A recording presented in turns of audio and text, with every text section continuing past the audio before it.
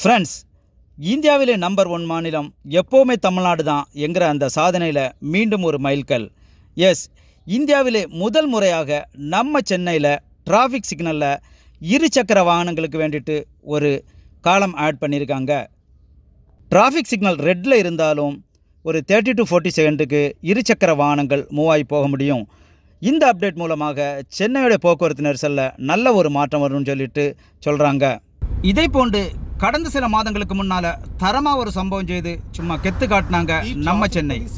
ஆமாங்க, போக்குவரத்து காவலர்களுக்கு இந்த சுட்டரிக்கும் சூட்டில் இருந்து தங்களை பாதுகாத்துக் கொள்ள AC helmet.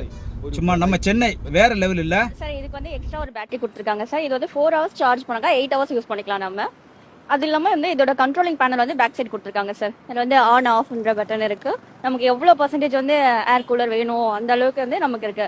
Low and ஹைன்ற option இருக்குங்க சார். நம்ம தேவையான மோடுக்கு மாற்றிக்கலாம். ആവടി പോലീസ് കമ്മീഷണർ കെ ശങ്കറിന്റെ നിർദ്ദേശപ്രകാരമാണ് AC ഹെൽമെറ്റുകൾ തയ്യാറാക്കിയത്. പരീക്ഷണാടിസ്ഥാനത്തിൽ ആദ്യഘട്ടത്തിൽ 50 എണ്ണം ലഭ്യമാക്കി.